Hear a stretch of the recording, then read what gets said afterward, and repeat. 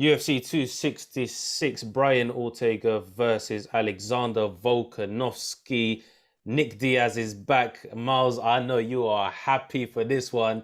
I think there's going to be a murder case this Saturday. Valentina Shevchenko's fighting. I am joined by Myles from Fight Night Chat in the top left, Puddi at the bottom from MMA Casual Core. What you man saying? Come on, let's go. It's been a minute. Nick's I know it's back. been a minute, innit? It's been a minute.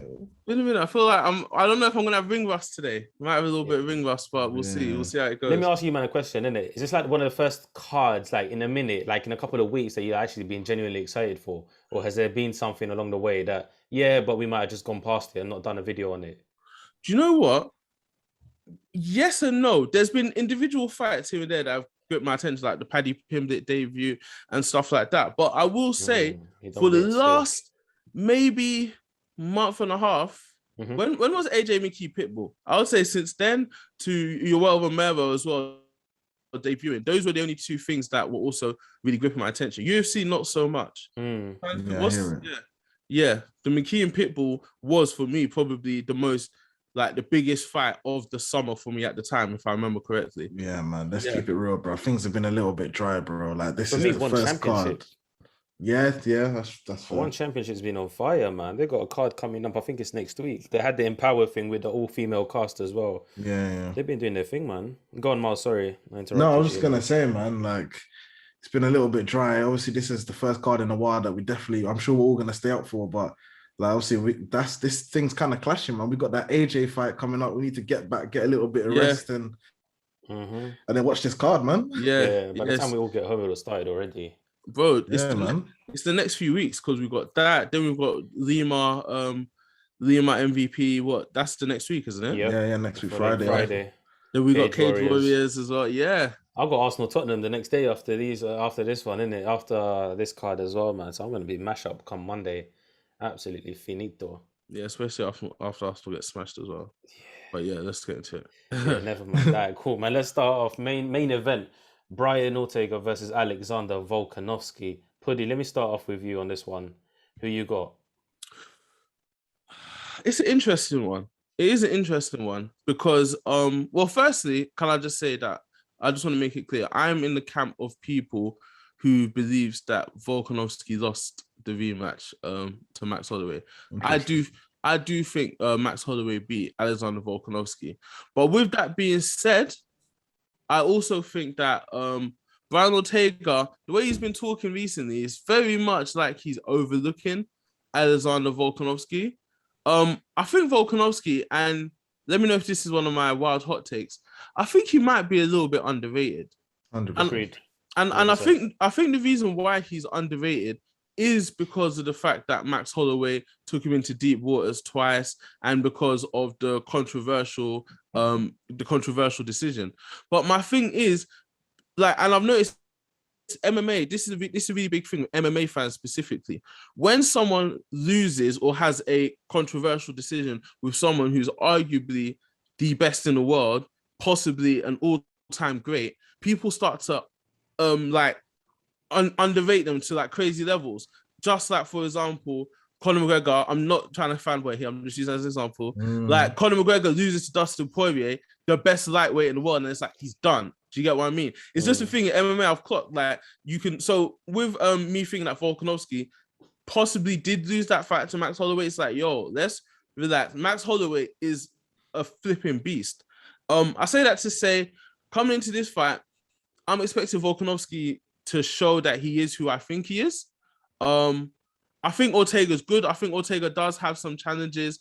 I think if it goes to the ground, that would be interesting. We haven't really had a chance to see Volkanovski's ground game in the sense of, you know, someone trying to threaten submissions and things like that. But I do think that Volkanovski is still a class above. The only thing that scares me, and I say scares me, so I guess that means I want Volkanovski to win, is that between the Brian Ortega fight against against Holloway, and then fighting Korean Zombie, there was a very big improvement, like a massive improvement. So what's scary is we don't know how much Ortega has improved between then and today. So there could be an Ortega that comes in there that is able to stick and move and able to avoid Volkanovski getting into that range or whatnot. But I mean, yeah, we're gonna have to wait and see. Right, but my instincts tell me that Volkanovski is a class above Brian Ortega, and he's gonna show it this weekend. Miles, what are you saying?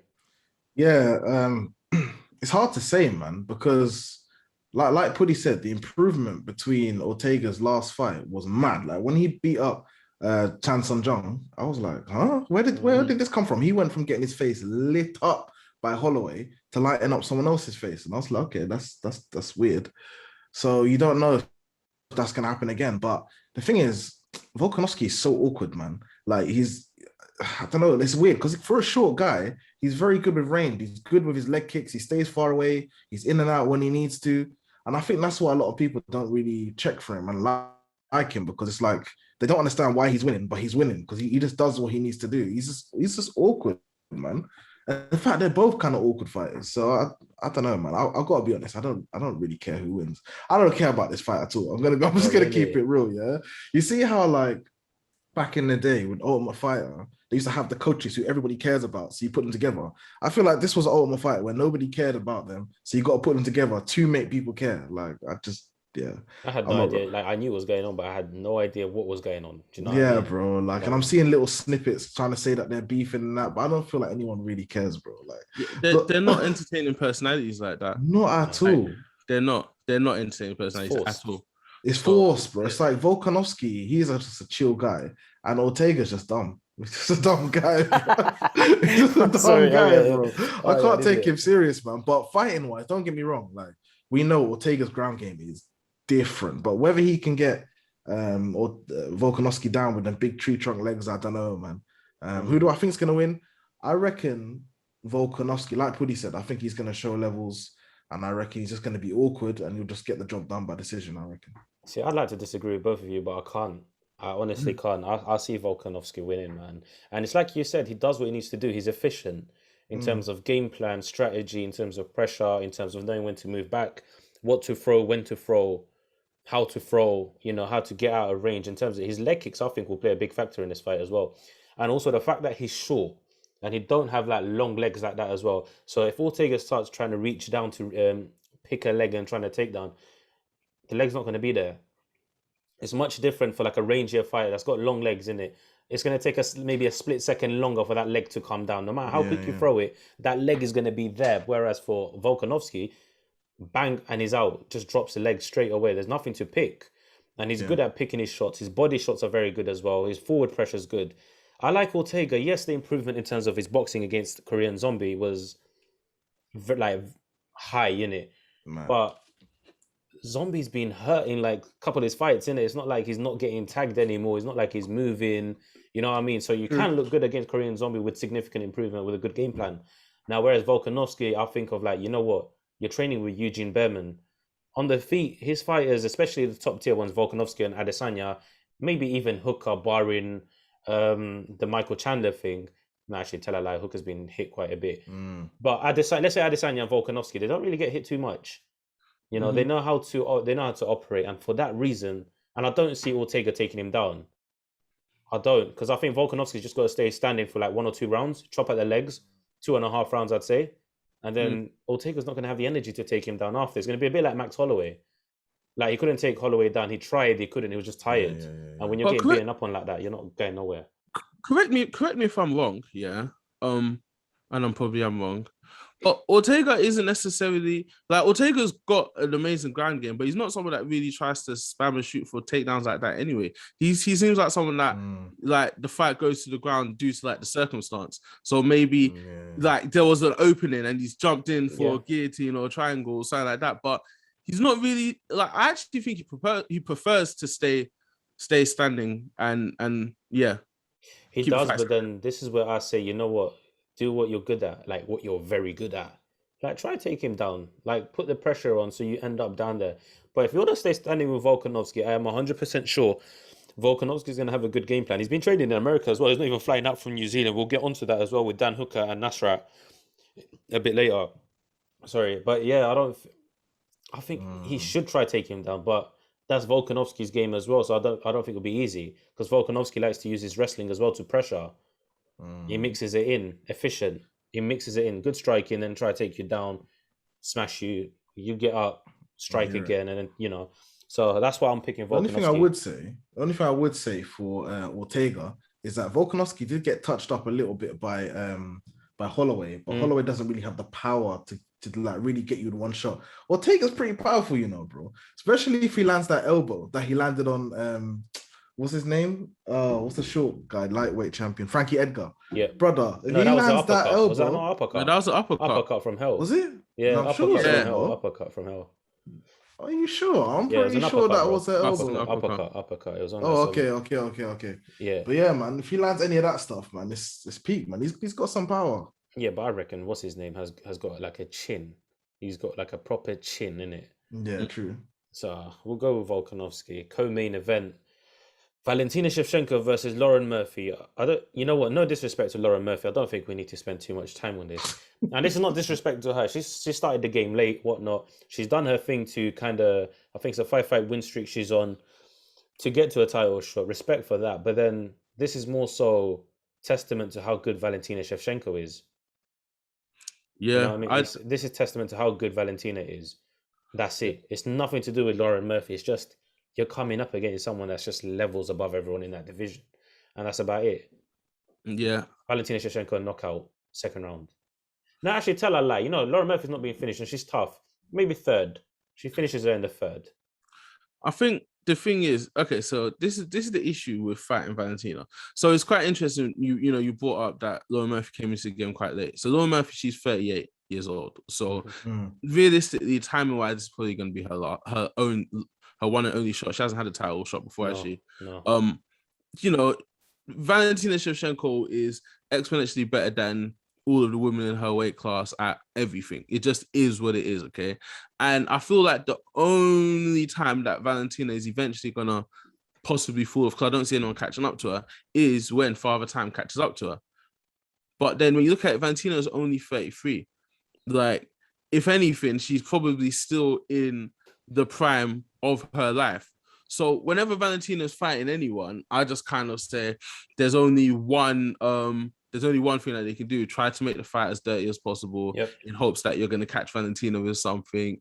And hey, if you get lucky, you will. But they never do catch her with anything. And I feel like now at this point, even if you do make it a dogfight, she will be the one to land on you rather than you landed on her. So yeah, it's just a case of right now, I just don't think anyone's going to beat Valentina.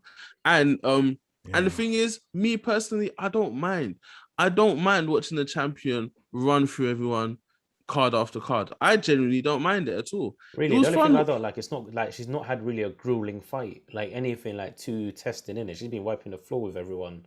Some might say Jennifer Maia gave her a bit of a fight, but come on. Nah, man. But why does she need to have a grueling fight? That's my question. We loved it when Mike Tyson was knocking people out in 1 minute every week. Like, why does Valentina have to have a grueling fight? I never got it. I don't get it. Like, why can't she? No, she doesn't have to. I just like beat everyone up.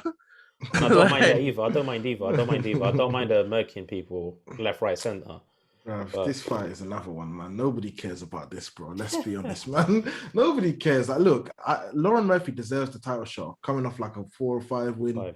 Yeah, man. She deserves it. I think, 38, whatever. But, bro, it's just a lamb to the slaughter, man. Like, come on, bro. You just have to look at the people who beat her. She got beat by Eubanks, Liz Carmouche, and Shakagian. People who Valentina would murder. It's just long, bro. It's just long. I don't know what she's gonna do. She's just very decent, man. She's decent. There's nothing about her that looks spectacular. And you're going up against one of the best fighters, male or female, I've ever seen. Like, it's long, man. It's long. Let's move on. Nick Diaz versus Robbie Lawler. Of course, this one, Myles, you start in it. You're a Diaz stan, in it. So, Myles, you take this one away. Let me tell you this right now. Yeah, let me tell you this. Listen, people are excited about this card. Okay, why are they excited? Nobody cares about Volkanovski versus Ortega. Nobody cares about Shevchenko versus Murphy. I love Robbie Lawler, but Robbie Lawler on the card against somebody else, no one's getting excited. Everybody is here for Nicholas Robert Diaz. That's what everybody's here Okay. for. Let's keep it real, fam. First of all, these two guys are absolute legends, man. Both of these guys, I mean, both of them have fought all over the world. They've fought everybody. They've done everything that there is to do. Really and truly, neither of these guys need to fight. They've got nothing to prove. Personally, I don't actually want Nick to come back because I just feel like, for me, he doesn't need to prove anything. But seeing as he is here, I'm here for it. I'm here for it, man. This fight, I don't know, man. It's a strange one because, like, one of the things I haven't really heard people speak about, it was really interesting about these guys. You think about when they fought the first time, Robbie Lawler was the favorite. Like, everybody thought Robbie Lawler was going to win. He was the guy, yeah? And then after Nick Diaz beats him, he becomes the guy. And then all throughout Strikeforce, like, Nick is the guy. If they were going to fight then, everyone would have said Nick's going to beat him 100%. He's the guy, yeah? And then as time went on, Nick kind of falls off, and then Robbie Lawler becomes the UFC champ, and then Robbie Lawler becomes the guy. If anybody had asked when Robbie Lawler was the champ, who's going to win? Most people would say Robbie Lawler. He's the guy. And then now time's come again, and now they've become level again. It's kind of weird how they've kind of gone up and down. And then now at this point, it's just like, who knows, bro? Like, Robbie Lawler's he's lost for 3 or 4 fights recently. You don't really know what you're going to get from him. Top tier competition, man. That is true. But I mean, yeah. Let me chuck something else in there. I don't know about the Neil Magny Magny at welterweight. Apparently, it's being changed to middleweight. Oh, No listen, way. Yusuf, Yusuf, I'm getting ready. I'm getting ready to cook. I'm not saying nothing. No I'm way. just letting. Cool. I'm letting Myles get. I'm letting Myles Myles get his. Letting Myles get his praise. Okay, let me continue. Okay, because hold that, because I didn't know about that. Yeah, I thought it was at welterweight. I was actually gonna say, like, the fact that it's at welterweight is a good sign. Yeah, Nick is actually in good shape and all that stuff. I'm getting ready to cook. I'm getting ready. I'm coming. All right, but listen. Another thing I need to say, I don't know if you guys watched the countdown. Bro, Diaz looks very, very chilled, very relaxed, like, not himself. Like, he literally looks like a middle-aged guy who don't need this. So I don't know how he's going to fight. He literally said that he's not going to call Robbie names in there. He's actually going to be a good sportsman. Like, he's not trying to be gangster no more. Like, he's turning over a new leaf, basically. So I don't really recognize this Nick. So I don't know. Anyway, in terms of how the fight's going to go, bro, I mean, who knows? I mean, Nick hasn't fought in 6 bloody years. God knows why he hasn't fought in that long. You know, he had the suspension, but that got reduced to 18 months.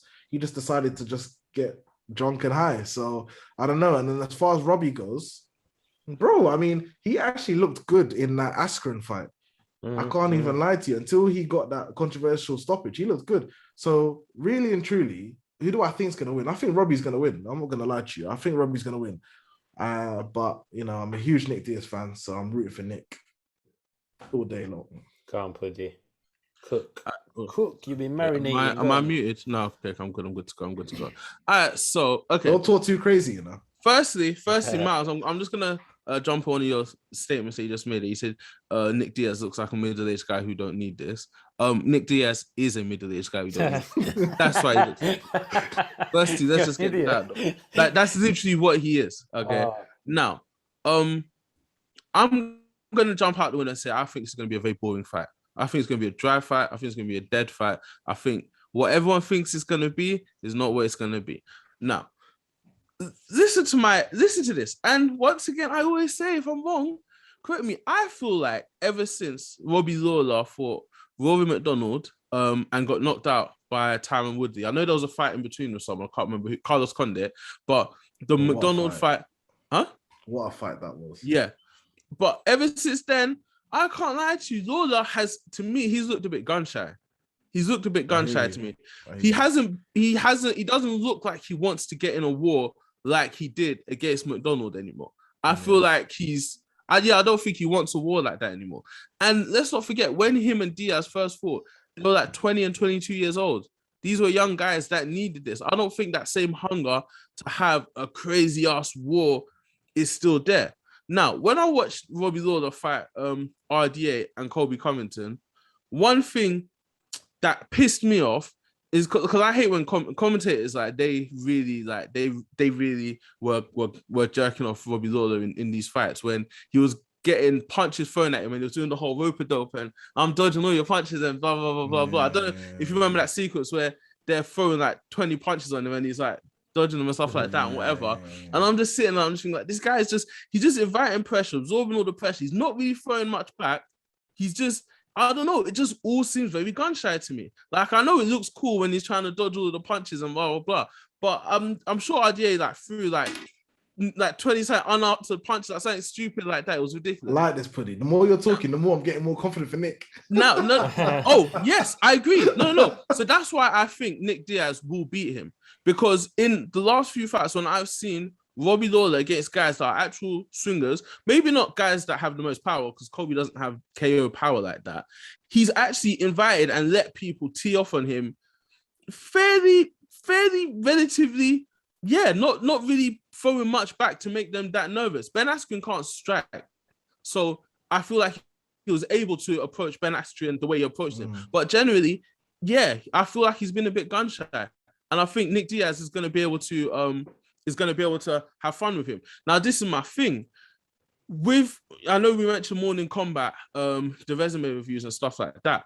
I mentioned it in the group chat. And I know, obviously, you said you watched some Morning Combat, whatever. My point is, with even just like Luke Thomas and Brian Campbell going over Nick Diaz's past fights, what they kind of found. That's what I was listening to today morning. Yeah. What they found is that, like, in the fights where people like GSP and I can't remember who the other guys were. I think it was Anderson Silva as well. When people try to approach Nick Diaz more tactical and have a calm fight with him, Diaz, he kind of gets frustrated. He's like, do you get what I mean? He don't necessarily, he's not like, I'm gonna take the fight to you and make this go mad. He's kind of like, he kind of looks at you like, come on. Like, he'll do the thing where he's laying on the floor, come on, let's go. Generally, unless you engage in a dogfight with Nick Diaz, he's not gonna dogfight you. Do you get what I mean? You have to take the dogfight to him, and it's the same thing with Nate Diaz as well.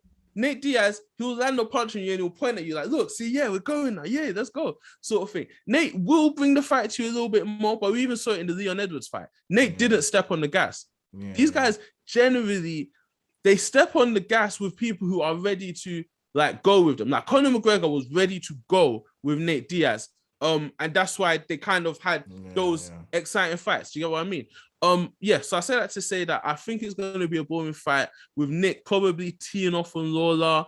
The only thing is I don't know power-wise. I don't know if the power is still there and stuff like that. Yeah, true. But I will say this as well. All of this was written in my bullet points that I'm reading right now last night. Then this morning while I'm making my toast and eggs for breakfast, I see that Nick Diaz called Dana White and said that he wants this fight at 185. And Dana White is checking with Robbie Lawler if he's okay with that. That tells me that Nick Diaz does want to cut weight. Yeah. So if Nick Diaz don't want to cut weight, that's telling me that his heart's not in this, especially because Diaz's are known for elite conditioning and known for staying in shape. If there's anything that them guys do, that's one of the things they do. Yeah. So the fact that Nick agreed to a welterweight fight and he doesn't want to cut the weight now he wants to make it middleweight with how many days to go? What? 4 days to go? Yeah. That tells me that Nick's heart isn't where it needs to be. And at the same time, I still think that as long as Nick is still at least a fraction of who he was before, I still think he'll probably be able to tee off for Lawler and it'll be that boring fight. But it doesn't give me the vibe that this guy's ready to go in there, step on the gas, and try his hardest to get Lawler out of there. I don't think this fight is going to live up to what everyone thinks it is. And that wanting to do that 185 solidified it for me. Yeah, you know me, I'm a bit of a nostalgic person, innit? I'd want Nick Diaz to come back, win, do what Nate Diaz almost done, innit? When he came back, fought Michael Johnson, got on the mic. And I think the only legitimate fight, I'm picking Nick Diaz. I don't know why, innit? I just want him to win. But that whole 185 thing kind of threw me off a bit. But what that does tell me, like in my opinion, is you know how the UFC likes to hold people down to their contracts? Like I think GSP still held down to his contract. He can't go fight anywhere else or do anything else in it until he gets released. Or there's a few fighters in that kind of situation. Yeah. So he might be trying to fight out his contract, get probably, I won't say the easiest fights, but maybe he might 2-3 fights on. Get out of it and then do what he wants to do, maybe fight somewhere else or do something else, engage in something else. So that's the kind of tricky part for me. But personally, like with the whole boring thing, it could go that way. But how I see it is like the first minute, Robbie Lawler is probably going to be, foot on the pedal, gear 1-5, 0-60, hella quick. And then once Nick Diaz susses that out, it just calms down. And then he goes on the back foot again. Like you said, starts getting gun shy, back foot against the cage, trying to do the whole rope-a-dope. And that don't work with Nick Diaz in it because you're just giving him a target to aim at and he will pick the shots. And personally, I can see him even finishing Robbie Lawler in the third round or something. Because that whole what you said about bringing the fight to you, it's like a back and forth thing where they point and then you start engaging. It's to tire you mentally. It's like frustration. What you said, let's go. All right, cool. But you're not doing what, like, let's say a game plan would have been to kind of pick your shots. You're charging forward, and they thrive off of that. But I'm leaning towards Nick Diaz. But again, I wouldn't be surprised. Definitely not surprised if it will be a bit boring fight, a bit similar to the Nick Diaz Anderson Silva fight. Bro, I'm looking. And you have a lot of Robbie Lawler going, oh, come on then. Nick Diaz, come on then. Like Robbie, like bite down in your mouth, feet, come. Like doing the whole swing. Yeah. And nothing's happening. I'm looking between 2014 and 2016. I'm just on Wikipedia. Robbie Lawler had 4 fight of the night fights: Hendricks, Matt Brown, Rory McDonald, Carlos Condit. Since 2016, he hasn't had 1 fight of the night. Not one. He lost his hat. Basically, since the Rory McDonald and Carlos Condit fights, and then getting knocked out by Woodley, he hasn't had anything exciting. And I remember when he was booked to fight Donald Cerrone, and I thought, oh, this is gonna be the maddest thing ever. It wasn't really. No. It was not at all. Like it's. I just think, yeah, I don't. Can I just when ask? was the last exciting, crazy war that Robbie Lawler had? Rory McDonald, bro. That's 2015, bro. That's Carlos 6 years Condit. ago. one thing I was looking at Nick Diaz's record as well. You know what? Barring the Carlos Condit GSP fight, he was on like an 8-10 fight win streak, bruv. Yeah, it's crazy. Like, what? He was crazy, man. That threw me off. I said, what? And then my man decided to dip. I said, well, oh, come on. 2 losses and then boom. But then it goes back to Brian Campbell and what they were saying about the promotion not really promoting him or giving him the love that he wants. It's a bit like football, isn't it? Some players want you to put the managers to put their arm around their shoulder and be like, yo, it's good. How many rounds is this? I heard it was 5 rounds. No yes, way. 5 rounder, yeah. Oh! Yeah, Really? Bro, Nick Diaz is finishing him. All right, cool. I'll change my mind. Yeah, long day, bro. About 5 rounds. All right, cool. Nick Diaz is finishing. Yeah, but Nick ain't fought in. Bro, you got to remember, yeah. Yeah. He's The not last doing time triathlons and shit. Yeah, but brother, the last time Nick fought, yeah, Robbie Lawler was the champion of the division. Yeah. Like Robbie Lawler's been fighting serious guys, and Nick's been doing nothing but getting high and drunk, bro. Yeah, but at the same time, Robbie Lawler's been getting hurt by these serious guys. True. He's been taking damage. So we'll see, man. We'll see. I want to see what. Sorry, Go on. You want to say something? No, I was Before just we gonna wrap say, up? I just wanted to see because Nick does suffer from ring rust. He definitely does. When he takes these long layoffs, he don't look right. So I'll be interested to see how. But the fact is, 5 rounds, he might be able to survive first 2 and then get on the gas 3rd, 4th, 5th. I hope so. But anyway, let's move on. Heavyweight division: Jarzinho Rozenstruik versus Curtis Blaydes. Now, this one, yeah. See, for me, I like Jarzinho. I like Curtis. Obviously, Curtis got knocked out by Derek Lewis, but it's a Derek Lewis fight. Shit like that can happen at any given time. Yeah. But I see Curtis Blaydes redeeming himself. As much as I like Jarzinho, yes, he's got good kickboxing and good striking, whatever. But Curtis is Curtis, isn't it? Once you take down these big, heavy guys, once or like more than twice, the fight's usually done for them. You know what I mean? Once you lay and you use your ground and pound, and if he takes him down in the first round or 2 more than once, and Jarzinho don't get back up, it'll just set the tone for the fight. And I'm picking Curtis Blaydes to finish him like 3rd round. Ooh. Yeah, man. Oh, bro, it's like striker versus wrestler. For as much as Jarzinho's improved, you also got to remember, Alistair Overeem took him down. Please don't tell me my mind is playing games with me, but Alistair took him down before he knocked him out with 10 seconds to go. And Alistair was winning that fight. Did you say, wait, sorry, quick question. You said something that was a bit confusing to me there. What did I say? Sorry, go on. Did you say as much as Jarzinho has improved? Yeah, he has improved. What do you think he hasn't? Improved in what? He's the most one-dimensional heavyweight. Like improved in what? because he knocked out Augusto Sakai in that boring ass performance where he literally all Jarzinho does is plod around looking for that one shot. I'm not a fan. That one literally, bang. like I was surprised that you said you like Jarzinho Rozenstruik. I can't lie to you. There's nothing to the guy. I'm sorry, there's nothing to the guy. He's always going to stay in that top 10 because he's going to be able to land or knockout on these slow ass heavyweights that have the same body as me. That do you know what I mean? That he's able to catch like the Sakais of the world. You get what I mean? But yeah, generally, what is great about Jarzinho? What? punching power. That's it. There's nothing No, I else just to like it. the fact that he's from Suriname, small island. You seen the welcome that they gave him when he came back, when he beat Alistair Wow. over him. I found Bro, that, tribal thing. I like that. But bro, regardless, Curtis, like I said, Curtis Blaydes is winning. So comfortably.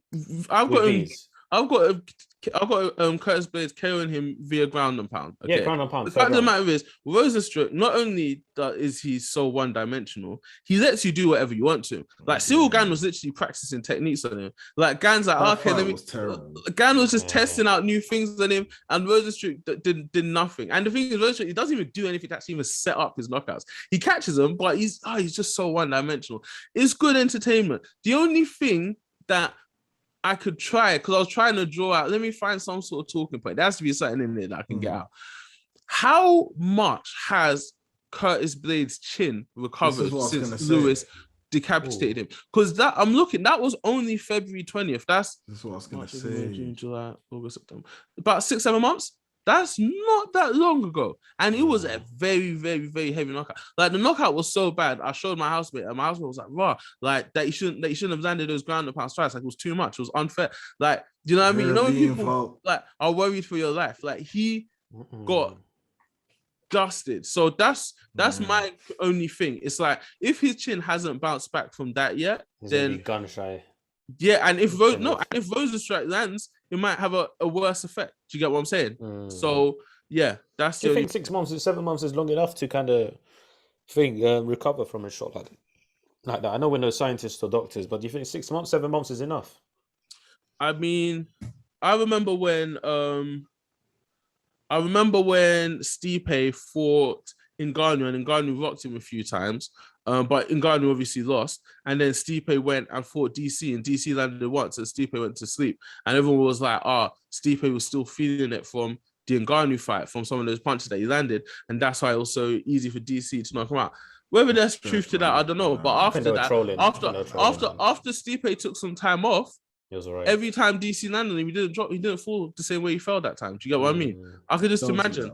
Like it was, I listened to a boxing guy called Hatman Strikes Back, and he kind of talks about, and bear in mind, I don't know if this is real science or if he's just whatever, but once your brain gets used to the response of shutting off when you take like a high impact blow, then Firas Zahabi's mentioned that as well. Yeah, your body's gonna go back to what it's used to doing when you get clocked like that. It shuts off. Yeah, it's a protection mechanism. Maybe if he stayed at home like for 3 months doing absolutely nothing, no sparring, no getting hit in the head, then maybe he'd be all right. But hey, who knows? Myles, you want to chime in on this one? Yeah, just a little bit here and there, man. Bro, the thing is, I can't lie. I used to like Rozenstruik. Up until the Cyril Gane fight, I used to like him, bro. He was stiffening people up left, right, and center. Like I liked him. I can't lie. But after that fight, I was just like, nah, man. So yeah, I agree. He's very one-dimensional. I'm not really a fan. I think if he gets taken down, he's gonna get broke up. But here's the thing, though, with Blaydes, you've got to bear in mind, like, okay, we've spoken about what happened in the Derek Lewis fight, but bro, like, he got knocked out twice by Ngannou, and then he got knocked out by Derek Lewis. Like, he might not be that confident in this fight because he's going up against another big black knockout artist. Like he might be thinking, and bro, that was an embarrassing knockout. I don't know if you guys saw what happened the next day when some fan trolled him, and then called his phone, started violating. His missus had to take the phone and be like, "Why are you doing this?" They found his number. They started violating him and trolling him, bro. It's peak. He's gonna have that in the back of his mind, thinking if I get knocked out, the people are gonna start trolling. Like, I don't know, man. There's a lot to deal with here. And also, even in that Derek Lewis fight, he was a little bit tentative to go for the takedown. Because if you think about it, like, he wasn't like chain wrestling, because he was thinking, if I get too close, I might get decked. He was doing too much striking. So I don't really know what Curtis Blaydes we're going to see, because also you got to bear in mind, Curtis was in one of those weird positions before the Derek Lewis fight where you could argue he deserved the title shot, but he wasn't getting it. And then he got knocked out. If that happens again, bro, it's peak for him. It's peak for him. So he needs to win. There's a lot of pressure on him. So I don't know, man. But I'll probably go with Curtis Blaydes. Because so like you said, like Rozenstruik, too one-dimensional, and he takes too long, bro. He takes way too long. He waits around. He doesn't even stand in a fighting start sometimes. He's just standing square, just like he's waiting in line for a sandwich or something. He's annoying, man. He's annoying. So annoying. So I'm gonna go with Blaydes. Okay, moving on. Last fight on the main card, and then we'll just chuck in 1 or 2 prelims. Jessica Andrade versus Cynthia Calvillo. I'm gonna start this one off. You know what? Cynthia Calvillo, for surprising, I've just checked her record again, yeah? After, what's her name? She lost to Carla Esparza, she bounced back, then she drew Marina Rodriguez, beat Jessica, and then lost to Caitlin Chukagian. And then the whole move to AKA, I've not been too impressed. I'm not going to lie to you. I thought with her wrestling, you know what, coming from Alpha Male, then going to like a heavy wrestling camp whereby these lot fine-tune these wrestlers to be as effective as possible. Because you'd think of Khabib, DC, Kane, they're on win. We'll leave it at that. Don't need to comment. But you know exactly what I mean with the wrestlers, and then trying to make them good MMA fighters in it to kind of challenge. And she's not impressed me like that. I've not been like, oh, wow, okay, you know what? You might cause problems. But then I look at Jessica Andrade and who she's fought and who she's lost against. I'm like, I know MMA math ain't one thing to do, but losing to Rose, Zhang Wei Li, albeit it might have been a bit quick, and then Valentina Shevchenko, and her not having to cut weight to 115 anymore, staying at 125, or did she come up from, no, yeah, she came up from 115. I have a feeling, as tough as Cynthia Calvillo is, Jessica Andrade's going to finish her. Yeah. I know she's tough and she can weather a storm, she can hold a bang in it, but Jessica Andrade's bangs ain't the same. And you've got to be extremely technical on the feet to kind of avoid getting touched by her. Just ask Karolina Kowalkiewicz. She tried and she went la la land. And I think Cynthia Calvillo is going to get finished as well, personally. I agree. I can't lie. I see exactly the same. Literally, word for word, what you said is what I think. When Calvillo first came in, I was thinking her ground game looked mad. I've seen her like me, you thought she was hella young as well, and then you come to find out she's like 30. Oh, is she? Yeah, she's like 33 now. I didn't know that. Yeah. She looks better young. But yeah, bro, like when she first came in, her grappling looked serious. And I was like, oh, she's with Alpha Male. I'm like, yeah, she's gonna cause problems. And then like she had the whole weed thing. She looks a little bit out of shape sometimes. She looks a little bit weight cutting's a problem. Yeah, man. She looks a little bit podgy sometimes. I'm like, I don't know. I mean, she hasn't lost too many. Don't get me wrong, but it doesn't look great. And then Andrade, like you said, man, she loses to good fighters, and she's not easy to take down. And she's got a hot bang. I see her knocking Calvillo out. Puddi? Yeah. So for this one, took a little look at the stats and stuff like that. Man. You know, I love me a statistic. I didn't take down specific numbers though. I didn't take down numbers this time. But if you look at the stats anyway, Cynthia Calvillo and Jessica Andrade, one thing that's similar about the both of them is they both land strikes at a very high rate, but they both absorb strikes at a very high rate. Like ridiculously high. They're both willing to give one to take one. I think the issue here is that Andrade lands strikes at a high rate, but she knocks people out. Calvillo lands strikes at a high rate, but she doesn't knock people out. That tells me that I think Andrade's gonna stop her as well. I watched Calvillo's last fight against what's her face? Chukagian. Chukagian lit her up, but obviously Chukagian was taller, had the range on her and stuff like that. Calvillo was struggling to get inside. But I do think this is a fight where obviously Calvillo isn't gonna have. Calvillo actually has the longer reach, so she isn't gonna have that issue. They are gonna be able to engage more in the back and forth. But I think I think Andrade's power is different to Calvillo power. I think Andrade puts her to bed. Okay, like prelims. I'm gonna mention one. We'll just spend like a couple minutes before we wrap up. Yeah. The one that I think everyone's looking forward to is Dan Hooker versus Nasrat. Yeah. But the amount of shit these men are going through to get to this fight is a mazza. Like Dan Hooker saying he's landing on Thursday, he's going to cut weight Thursday night, Friday weigh in, fight, and then dip. Now Nasrat is still stuck in Germany as well. Obviously, condolences to his mum. His mum passed away. Man had to rush down to Germany from, I think it was LA. Now he's stuck there because he's trying to get a visa back to the US from, he's there tagging the US consulate in Germany, Frankfurt, and trying to, hella people have DM, like all the fans are like tweeting them, DMing them. So they've responded to one or two fans or opened their like messages. You can clearly see when someone's opened your message. So this is one that I was looking forward to. But No, I was gonna say this. Obviously, we like the music thing when it comes to fighters walking out, and it reminds us of us stuff. I don't know if you don't remember Mark Hominick when he lost a loved one, innit? And he came out to did his coming home. I'm coming home. The same one John Jones worked out to against Gustafsson, I think. Mm. You know, and he got murked in like 30 seconds, innit?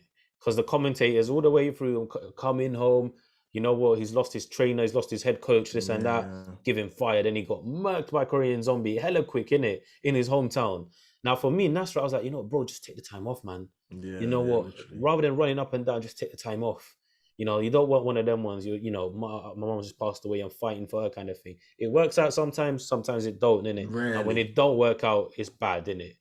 And I don't think he's in that position to kind of take that risk, in my opinion, innit? Because Dan Hooker's a problem, bro.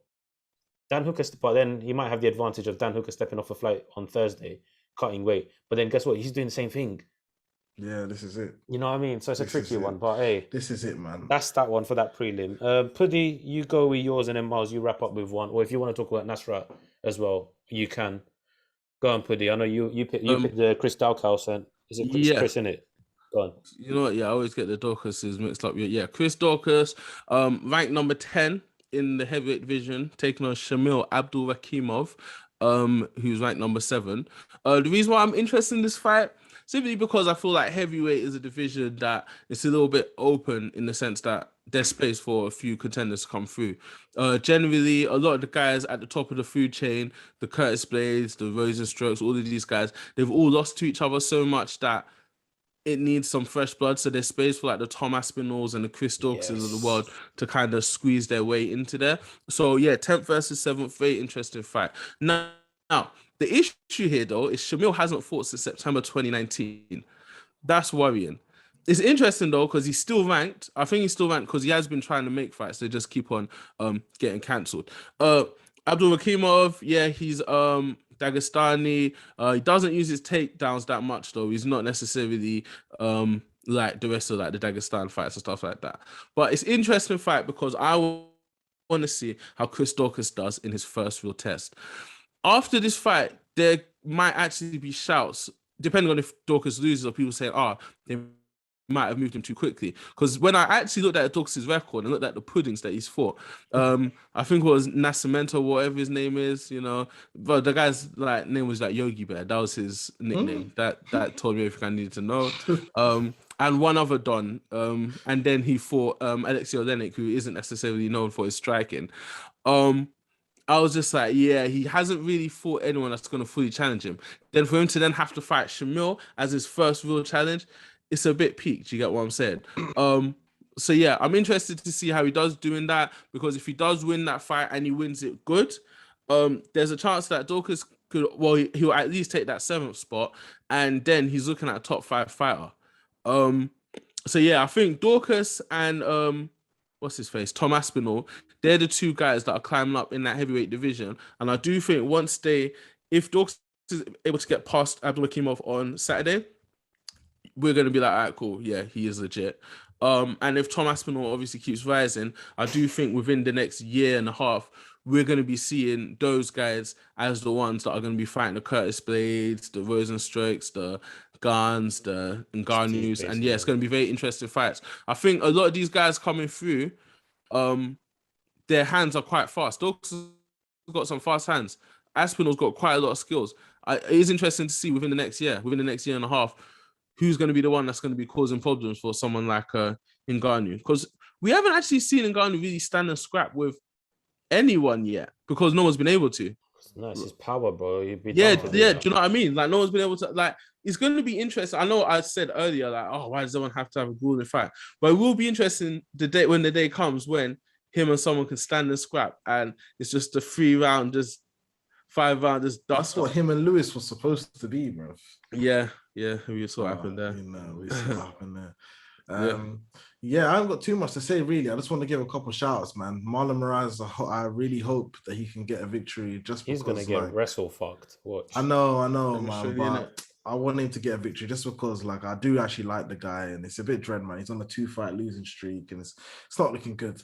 And yeah, Dan Hooker versus Nasrat Haqparast, bro. These brothers are going to deck each other in the face. If these guys actually make it to the fight with these visa issues, bro, they are gonna deck each other, bro. Obviously, we know flipping Dan Hooker is war tested. Nasrat Haqparast just comes forward, man. I'm so excited about that guy in his career. Obviously, you know, he's got a lot to deal with, man. There's this stuff with his mum. Also, he's from Afghanistan as well. There's a lot going on politically. Yeah. There is a lot going on in that guy's mind. Plus, this is a massive step up for him to fight Dan Hooker. And it's not a fight which I think he's going to win. And on top of that, he's got all of this. So, I don't know, man. I wanted to ask you guys before we end your opinion on this. I saw Ariel Hawani tweet that the fight should be made an open weight fight due to obviously Hooker, everything that's going on right now, and Nasrat. Do you agree? And if that is the case, do you think that benefits either of them to not have to cut weight at all? So basically, belts coming at whatever weight they want to come into. I think it benefits Nasrat more because he's a bigger guy, in my opinion.